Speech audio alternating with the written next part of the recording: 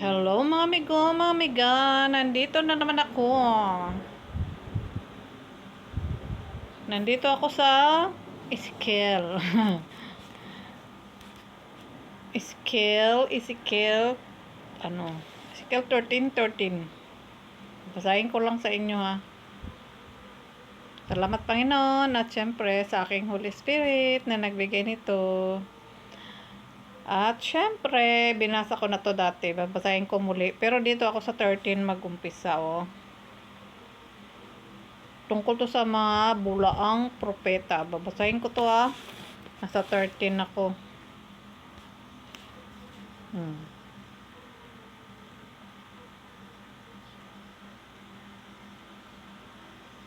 Magpadala ako ng unos, ibubuhos ko ang malakas na ulan, magpapaulan ako ng yelo upang sirain ang pader na yaon. Yun.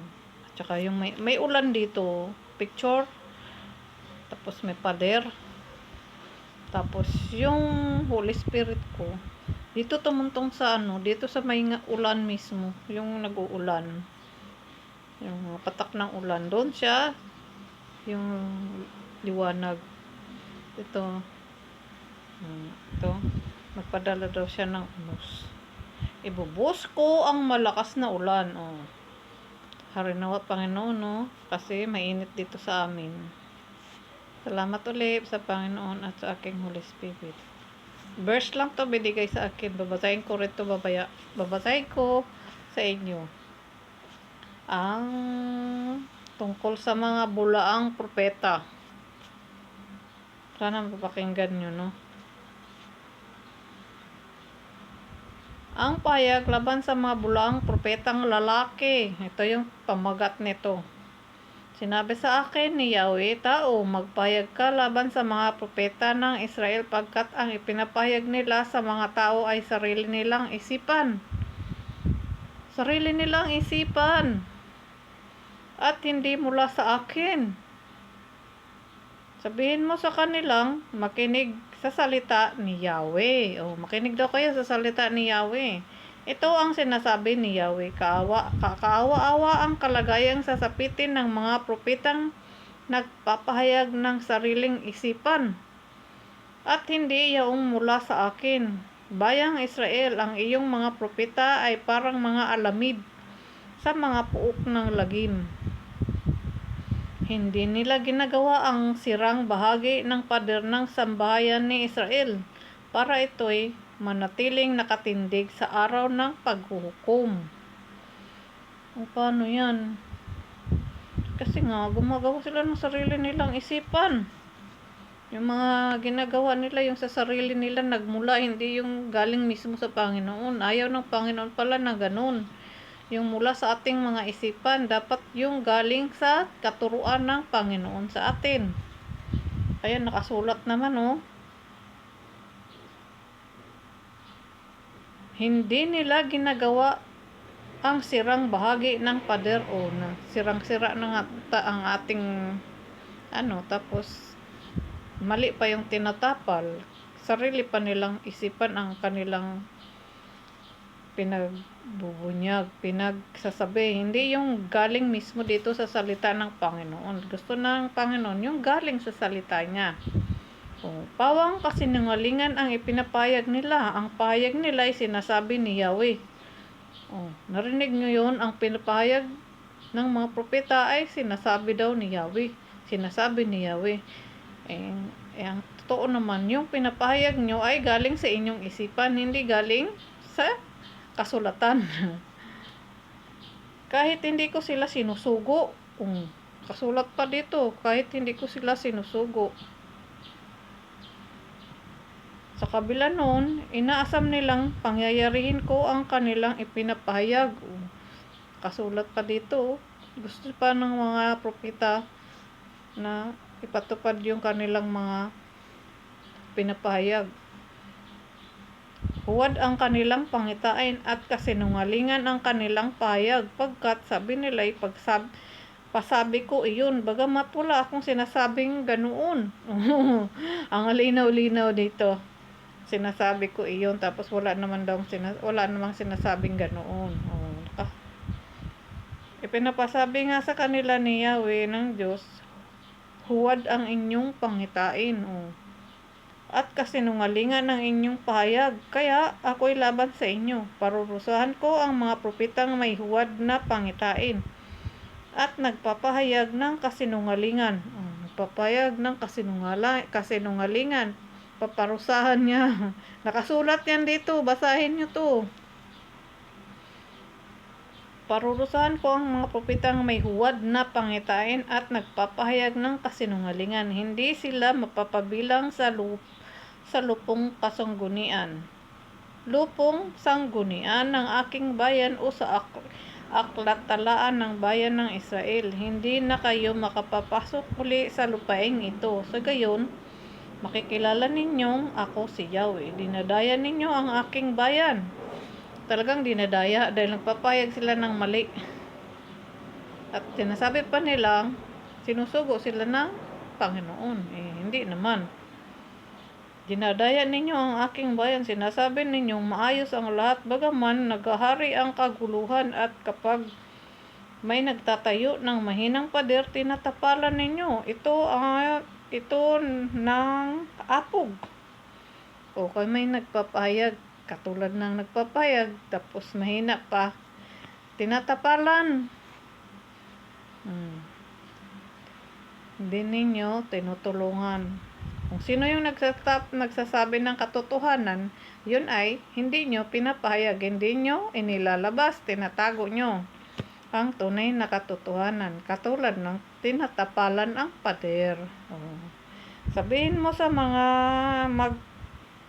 magtatapal na yaon na guguho ang pader na yun pagkat bubuhos ang malakas na ulan. Sabihin mo sa mga magtatapal, yung mahilig magtapal ng salita ng Panginoon, na tapos ang pinapalabas yung mali.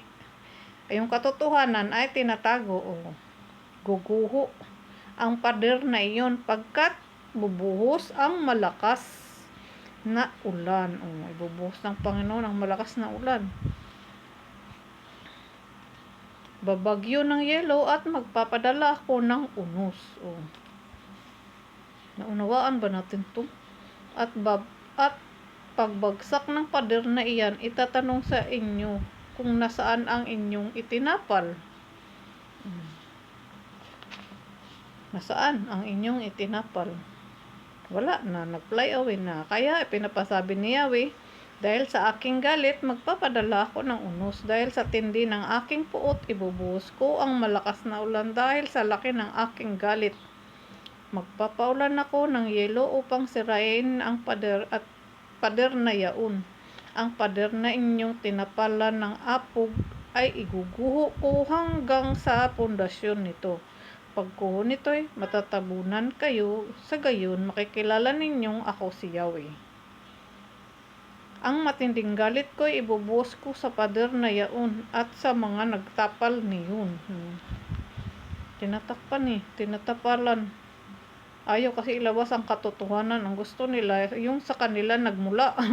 Hindi yung nanggaling sa Panginoon. Yun ang tandaan natin, mga bulaang propetang lalaki. Nakasulat yan, Yan ang pamagat nito. Ayan ang mga nagtapal ng pader ay ang mga propeta ng Israel na nagsabing maayos ang lahat sa Jerusalem, ngunit kabaliktaran ang nangyari. Ito ang sabi ni Yahweh. Ito na. Tapos magpadala ko ng unos. Ito yung binigay sa akin, 13:13. At saka ito. Ang mga nagtapal ng pader ay ang mga propeta ng Israel na nagsabing maayos ang lahat sa Jerusalem, ngunit kabaliktaran ang nangyari. Ito ang sabi ni Yahweh.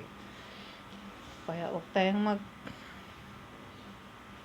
magsalita ng hindi tayo sinugo ng Panginoon, dahil hindi ipapangyayari ng Panginoon yung mga ganoong magsabi tayo ng katotohanan. Huwag na yung tapalan yung nagsasalita ng katotohanan, dahil ayaw ng Panginoon ng ganon.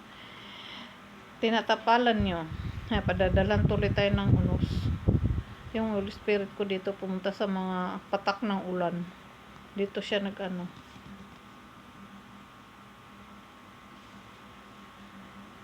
Salamat po kung kayo nakapakinig nito. Sinabi ko na to dati.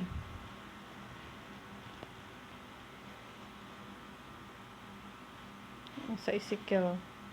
Sa Ezekiel, marami siyang binigay sa akin dito.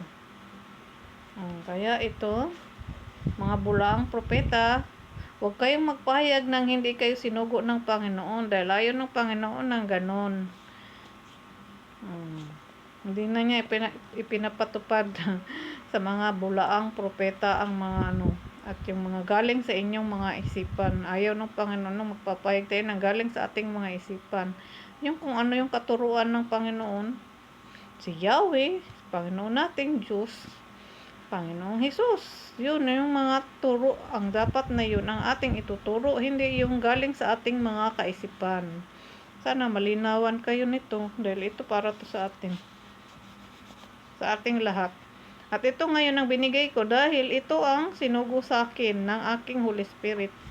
Sinugo na niya to sa akin dati at uulitin ko muli ngayon dahil ito ay binigay na naman sa akin muli. Kaya, harinawa, maunawaan nyo at pag nilay-nilayan nyo na huwag kayong magsalita ng mula sa inyong isipan dahil ayaw ng Panginoon ng ganun. Salamat po kung kayo nakikinig dahil ito ang kautusan na binigay sa atin. At huwag niyong tapalan dahil meron tong sunod-sunod tong binibigay ng Panginoon sa atin. May tawag dyan. May pattern tong ginagawa niya. Yung mga sunod-sunod na mga pangyayari. Kaya huwag ninyong tapalan. Makikiusap po ako. Huwag niyong tapalan. Huwag niyo akong isali sa mga palaro niyo kasi ito ay galing sa katuruan to ng Holy Spirit sa akin, tinuro sa akin. Kaya ito ang pinapahayag ko.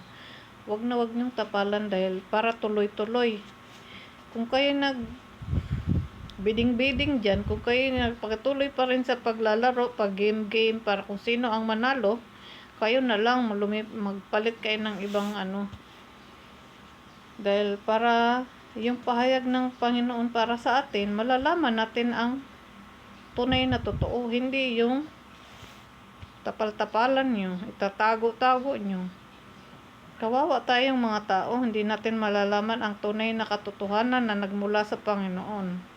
Hindi nagmula sa ating isipan, dahil ayaw niya yung nagmumula sa ating isipan. Gusto niya magturo tayo yung nakasulat dito mismo kung ano yung itinuturo sa atin, yun yung sundin natin. Hindi yung katuruan ng mga propetang hindi tinawag ng Panginoon. Sana, yung tandaan natin yan, ilagay natin yan sa ating isipan para masundan natin yung katuruan ng Panginoon para sa ating lahat. Salamat po kung kayo nakikinig. Huwag po kayong alam nyo na. Yun lang. Salamat kung kayo nakikinig. Sa ulitin. Salamat uli sa Panginoon at sa aking Holy Spirit ang binigay sa akin. Ito po. Salamat muli mga amigo-amiga, gwapo-gwapa. God bless everyone.